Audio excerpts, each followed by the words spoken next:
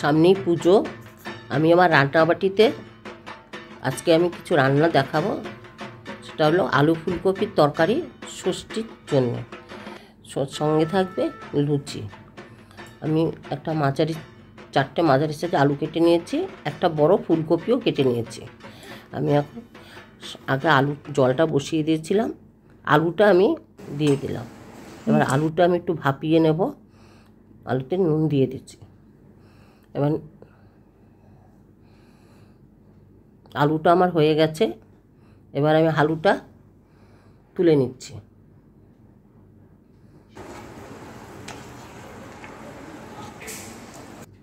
ওই জলের মধ্যেই আমি ফুলকপিটা দিয়ে দিচ্ছি, সঙ্গে একটু হলুদ দিয়ে দিলাম। নেড়ে চেড়ে আমি ফুলকপিটাকে ঢাকা দিয়ে দিলাম। এবার আমি একটা মশলা করে নিচ্ছি। দেখো, ধনে, জিরে, শুকনো লঙ্কা, লবঙ্গ, এলাচ, দারচিনি। এটাকে আমি একটু গরম করে নিচ্ছি। একটু গরম করে নেব। আমি গরম করে এটাকে ঠান্ডা করে একটু মিক্সি করে নেব।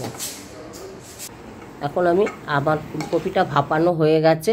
আমি ফুলকপিটাকে তুলে নিচ্ছি। আমি তেল বসিয়ে দিয়েছি।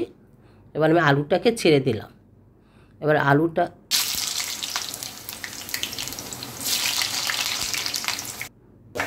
আলুটাকে নেড়ে চেড়ে আমি আলুটা একটু হলুদ দিয়ে দিলাম।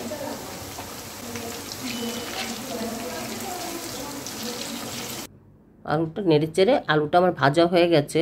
এখন লাল লাল করে ভেজে নিয়েছি। আলুটাকে তুলে নিচ্ছি।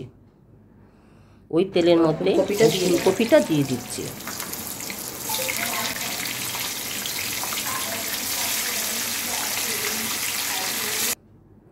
ফুলকপিটাকে নেড়ে চেড়ে আমি ফুলকপিটা একটু লাল লাল করে ভেজে নেব। আমার ভাজাটা হয়ে গেছে, আমি তুলে নিচ্ছি ফুলকপিটা।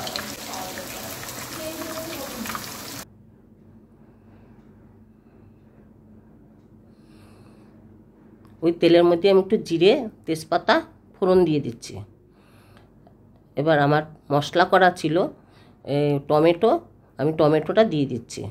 টমেটো দিয়ে নেড়ে চেড়ে নিচ্ছি, একটু কষিয়ে নিচ্ছি টমেটোটা দিয়ে।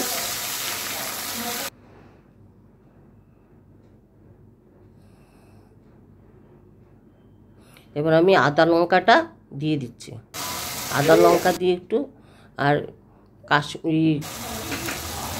পোস্ত আর কাজু আমি বেটে রেখেছিলাম, সেটাও দিয়ে দিলাম। মিক্সিটা ধুয়ে জল দিয়ে দিচ্ছি। আমি একটু হলুদ আর চিনি দিয়েছি।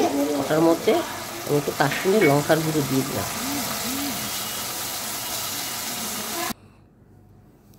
এবারে আলুটা দিয়ে আমি কষিয়ে নিচ্ছি। একটু আলুটা দিয়ে দিচ্ছি এর জন্য, আগে আলুটা শক্ত না থাকে। আলুটা দিয়ে একটু কষিয়ে নিচ্ছি। এবার ফুলকপিটা দিয়ে দিচ্ছি। ফুলকপিটা দিয়ে একটু কষিয়ে নিচ্ছি।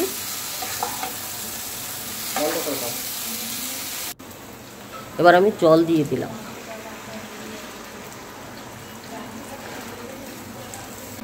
জল দিয়ে নেড়ে চেড়ে দিচ্ছি, একটু সেদ্ধ হবে। ওটার মধ্যে একটু চিনি দিয়ে দিয়েছি। তারপরে এখন ভাজা মশলার গুঁড়িটা দিয়ে দিয়েছি, সঙ্গে ঘি দিয়ে দিচ্ছি।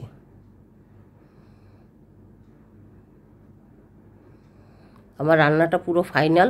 আমি এখন এটার মধ্যে একটু কিশমিশ দিয়ে দিচ্ছি। কিশমিশটা ভালো লাগবে মুখে দিলে। দেখুন, যদি আমার রান্নাটা ভালো লাগে কমেন্টে জানাবেন।